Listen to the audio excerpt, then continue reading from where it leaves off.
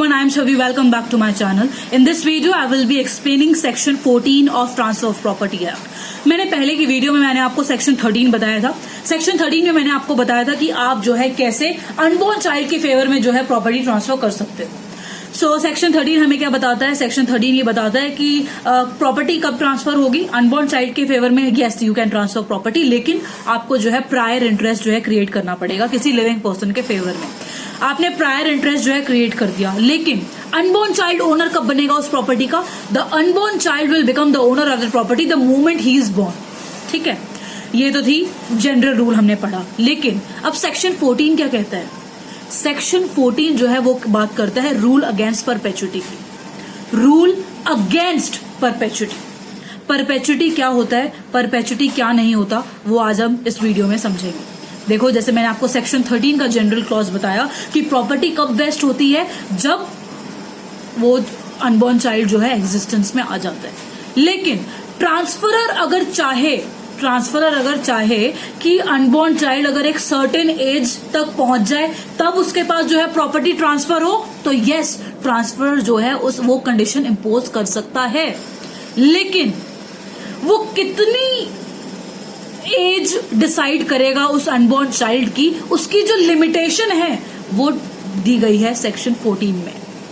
सो चलिए डिस्कस करते हैं what exactly section 14 says. Okay, so section 14 says rule against perpetuity. So from this definition, from this topic title itself, the first question which comes in our mind is what exactly does the term perpetuity mean? Perpetuity का मतलब क्या है? देखो, perpetuity आपने देखा होगा. perpetuity का अगर हम सिंपल प्लेन लैंग्वेज में अगर हम देखें, इंग्लिश की डिक्शनरी से अगर हम मतलब देखें, तो उसका मतलब होता है इनडेफिनेट लॉन्ग पीरियड, अनगिनत पीरियड. हम नहीं उसको पता कर सकते कितना टाइम पीरियड है. That is perpetuity. परपेचुटी की जो डेफिनेशन जो है ना, वो इस सेक्शन में नहीं गिवन है. ट्रांसफर ऑफ प्रॉपर्टी एक्ट में कहीं भी गिवन नहीं है परपेचुटी की डेफिनेशन. लेकिन ये अनबॉर्न पर्सन के लिए क्या परपेचुटी माना जाएगा क्या नहीं, वो दो कंडीशन जो है सेक्शन 14 में मेंशन है. कैसे?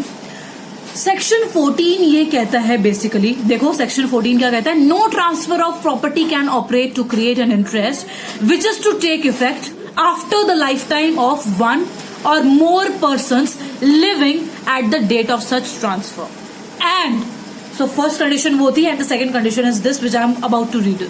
So second condition is and the minority of some person who shall be in existence at the expiration of that period and to whom if he attains full age the interest is created is to belong. Okay, so section 14 ये कहता है कि देखो आप क्या कर सकते हो कि देखो आपने, ठीक है, हमने बोला है कि आप जो है जब चाहे अपनी प्रॉपर्टी वेस्ट करवाना चाहते हो तब जो है आप कंडीशन लगा सकते हो. लेकिन उस कंडीशन की भी जो है एक लिमिटेशन है.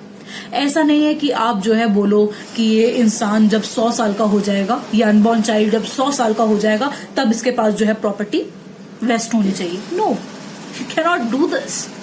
आप why this principle has been brought? This principle is based on general policy, general public policy. What is that? कि भाई आप जो है इतनी टाइम तक जो है किसी प्रॉपर्टी को जो है इनएलिएनेबल नहीं बना सकते, जो कि जो है उस प्रॉपर्टी के लिए खुद ही जो है हानिकारक है, डेट्रीमेंटल है प्रॉपर्टी के लिए. सो ये इसका जो है बेसिक रूल है. So rule against perpetuity. Rule against perpetuity ये कहता है कि देखो आप चाहते हो कि जो है कि सर्टेन पीरियड तक जो है उस अनबॉर्न पर्सन के पास जो है प्रॉपर्टी वेस्ट करे, ठीक है, लेकिन उसकी मैक्सिमम लिमिट क्या होगी? That maximum limit would be the age of minority. कैसे? अगर सपोज मान लो अगर ट्रांसफरर चाहता है कि जैसे मैंने आपको जनरल रूल बताया कि प्रॉपर्टी कब वेस्ट करती है, जब वो पर्सन जो है पैदा हो जाता है तभी जो है प्रॉपर्टी का ओनर बन जाता है. लेकिन अगर ट्रांसफरर चाहता है कि वो इंसान जो है 10 साल का हो, अनबॉर्न पर्सन, तब उसके पास प्रॉपर्टी जाए, perfectly valid.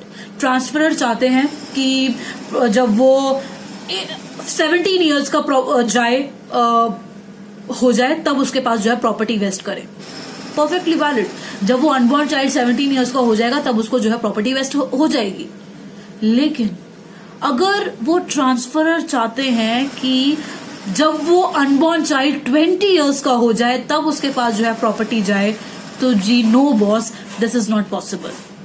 Why? Because this is the condition which has been mentioned under section 14, which says कि वो कहता है कि आप एज ऑफ माइनॉरिटी से हटके जो है बाद की जो है आप एज जो है नहीं डिसाइड कर सकते जब प्रॉपर्टी वेस्ट करेगी। तो एज ऑफ माइनॉरिटी जो है हम यहाँ पर लेके चल रहे हैं 18 ईयर्स।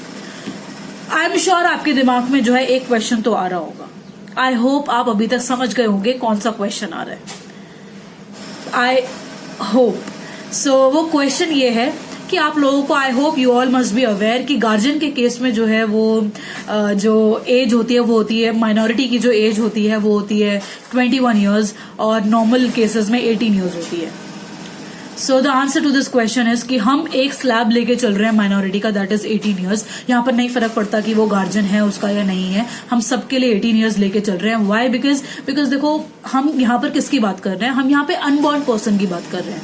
सो अनबॉर्न पर्सन की हम यहाँ पर बात कर रहे हैं, तो प्लीज कीप इन माइंड कि वो जो पर्सन अभी तक एग्जिस्टेंस में नहीं आया, तो हम कैसे डिसाइड करेंगे कि आगे जाके उसका कोई गार्जियन बनेगा या नहीं।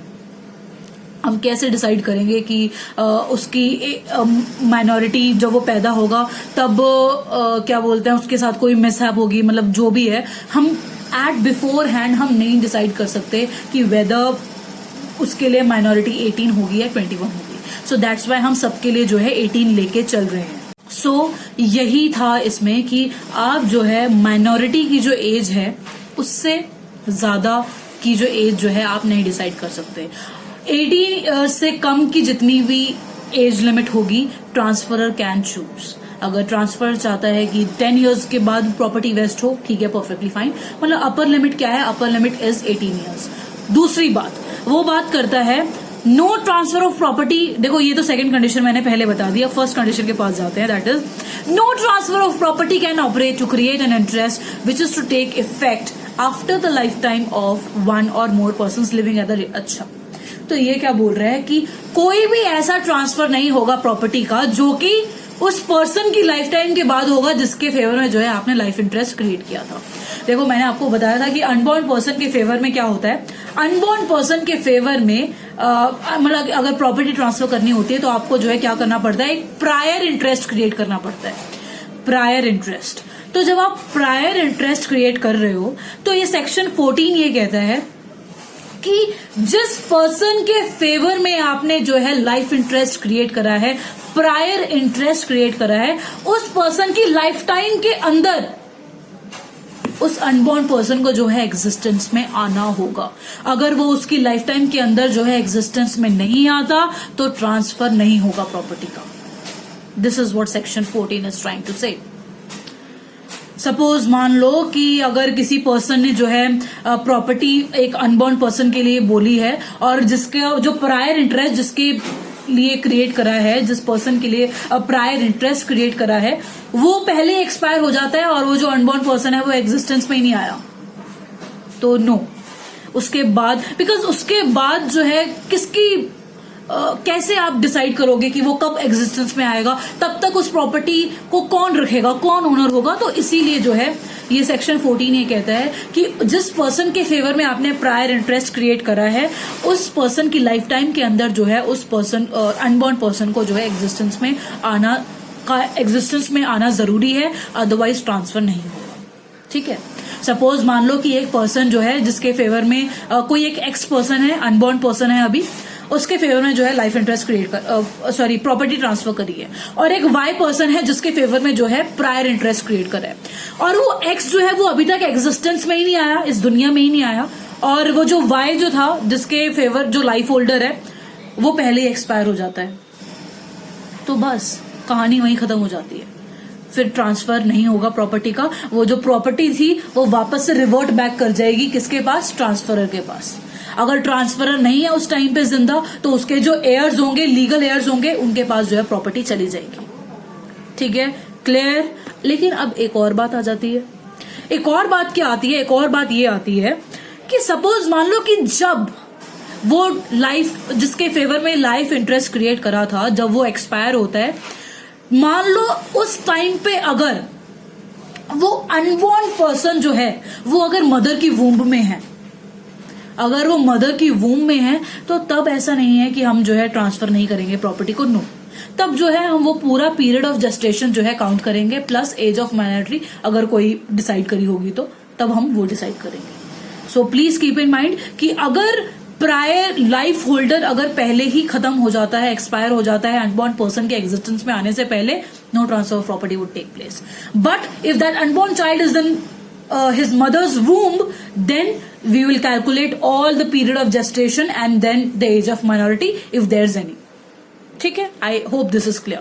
सो यही सेक्शन 14 ये कहता है। सेक्शन 14 में 2 कंडीशन दी गई है। सेक्शन 14 यही कहता है कि सबसे पहली बात तो ये है कि उस लाइफ होल्डर जो है जिसके फेवर में आपने लाइफ इंटरेस्ट क्रिएट करा है, उसके लाइफ के अंदर अंदर जो है अनबॉर्न पर्सन को जो है आना होगा एग्जिस्टेंस में। सेकेंड कि आप जो है कंडीशन लगा सकते हो, ठीक है, लेकिन एज ऑफ माइनॉरिटी से जो है एक्सीड नहीं कर सकती वो कंडीशन। वो जो वेस्टिंग ऑफ प्रॉपर्टी जो है वो एज ऑफ माइनॉरिटी से जो है एक्सीड नहीं कर सकती। नाउ नेक्स्ट इंपॉर्टेंट थिंग जो आपको यहां पर मेंशन जो ध्यान में रखनी है वो ये है कि जब आप सेक्शन 14 के बारे में बात करोगे ना, तो ऑलवेज कीप इन माइंड कि सेक्शन 14 में हम एक्चुअल में जो लैंग्वेज है हमारी डीड की, जो लैंग्वेज है हम उसको देखेंगे, जो एक्चुअल प्रैक्टिकल इवेंट्स होंगे हम उस पर नहीं जाएंगे। मान लो कि प्रैक्टिकली जो है वो जो प्रॉपर्टी जो वेस्ट हुई है वो 20 इयर्स में हो गई, लेकिन वो लीगली वो अकॉर्डिंग सेक्शन 14 की जो कंडीशंस जो है वो उसको फुलफिल नहीं करती, तो that transfer would be void. And suppose मान लो कि कुछ कंडीशन ऐसी हैं जो कि क्या बोलते हैं, जिसमें टाइम ज्यादा लगता है कि प्रॉपर्टी वेस्ट जो है 40 इयर्स बाद होती है, लेकिन वो सेक्शन 14 के सारी कंडीशंस को फुलफिल करती है, then that transfer would be perfectly valid. So यहीं पर मैं आपको यही बता रही हूं कि देखो प्लीज कीप इन माइंड कि आप जब एक सेक्शन 14 को ध्यान में रखोगे तो सेक्शन 14 में हमेशा ध्यान रखना कि हम किसको देखेंगे, हम लैंग्वेज जो होगी ना डीड की हम उसको देखेंगे, जो एक्चुअल इवेंट्स होंगे उनको नहीं। एक केस था राम निवास वर्सेस नानकू, या फिर कहीं जगह पर नंदू भी लिखा हुआ है। सो एक केस था राम निवास वर्सेस नंदू, मैं डिस्क्रिप्शन में जो है उसका नाम लिख दूंगी पूरा साइटेशन के साथ। सो इस केस में क्या हुआ था, इस केस में हुआ ये कि एक पर्सन था और उस पर्सन ने क्या करा, राम निवास था, उन्होंने एक जो इस राम निवास वर्सेस नंदू के जो केस में था, इस केस में हुआ क्या कि एक पर्सन ए था, उसने जो है अपनी सारी की सारी प्रॉपर्टी एक पर्सन बी को जो है सेल कर दी, एक्सेप्ट 2 बीघास ऑफ लैंड। उसने 2 बीघास जो थे लैंड के वो छोड़ दिए। तो जब उसने 2 बीघास जो अपने लैंड के थे वो छोड़ दिए, उसने ये बोला कि ये जो 2 बीघास ऑफ लैंड जो है वो मैं और मेरे जो बेटे और मेरे आने वाले जितने भी लीनियर मेल डिसेंडेंट्स होंगे उनके पास ये प्रॉपर्टी रहेगी, लेकिन इनमें से कोई भी, मतलब मेरे को इंक्लूड करके, उस पर्सन को इंक्लूड करके उसके जितने भी लीनियर डिसेंडेंट्स होंगे वो सिर्फ और सिर्फ उस प्रॉपर्टी की पोजेशन को एंजॉय करेंगे, लेकिन उनके पास कोई राइट नहीं होगा इस प्रॉपर्टी को जो है एलिनेट करने का। ठीक है, और उसने और आगे ये बोला कि अगर एक पॉइंट ऐसा आता है जहां पर उस पर्सन की जो है संतान, उसका जो वंश जो है खत्म हो जाता है, सपोज मान लो कि उसका जो लीनियल डिसेंट जो है वो पूरा खत्म हो जाता है, तो उस सिचुएशन में जो है वो प्रॉपर्टी किसको ट्रांसफर हो जाएगी, बी को ट्रांसफर हो जाएगी, मतलब परचेजर को ट्रांसफर हो जाएगी। तो देखो अब आप इस कंडीशन को आप देखोगे, इस केस को अगर आप देखोगे तो सबसे पहली बात तो ये यहाँ पे देखो, सबसे ये एक तो पहली बात ये है कि जो आने वाली लीनियल डिसेंडेंट्स हैं वो तो एक तो पहली बात वो तो बॉर्न ही नहीं हुई है, मतलब अनबॉर्न है, और उसके फेवर में उसने क्या क्रिएट कर दिया, लाइफ इंटरेस्ट क्रिएट कर दिया। तो इसने सेक्शन 13 का जो प्रोविजन था वो वैसे ही वायलेट कर दिया, तो इसलिए कंडीशन जो है वॉइड है। ठीक है, लेकिन इस केस में एक्चुअल में क्या हुआ, इस केस में देखो वैसे तो अगर ये इनडेफिनेट लॉन्ग पीरियड के लिए था, बिकॉज इसने आने वाली जो है सारी की सारी जो है संतानें जो थी इंक्लूड करी हुई थी, तो ये जो था ये बहुत ही लंबा 100, 200, 300 साल लंबा ये केस जो है खिंच भी सकता था। जो कि परफेक्टली वैलिड नहीं है, वो रूल ऑफ अगेंस्ट परपेचुइटी के अगेंस्ट है। लेकिन एक्चुअल में इस केस में क्या हुआ, एक्चुअल में हुआ ये कि वो जो पर्सन था उसका बेटा एक्सपायर हो गया चाइल्डलेस, मतलब उसका जो वंश था वो वहीं खत्म हो गया। तो अब यहाँ पे देखो, यहाँ पे दो सिचुएशन अरेंज हो गई। सबसे पहली चीज तो ये थी कि देखो प्रैक्टिकल सिचुएशन यहाँ पे क्या हुई, प्रैक्टिकली यहाँ पर जो है विद इन 20 ईयर्स उसका जो वंश था खत्म हो गया। लेकिन अगर हम लैंग्वेज पढ़ेंगे उस डीड की, तो लैंग्वेज से तो हम यही एनालाइज कर सकते हैं कि हाँ भाई ये तो बहुत लंबा चलने वाला है, 100-200 साल, बिकॉज उसने सारी लीनियल डिसेंडेंट जो है इंक्लूड करे हुए थे।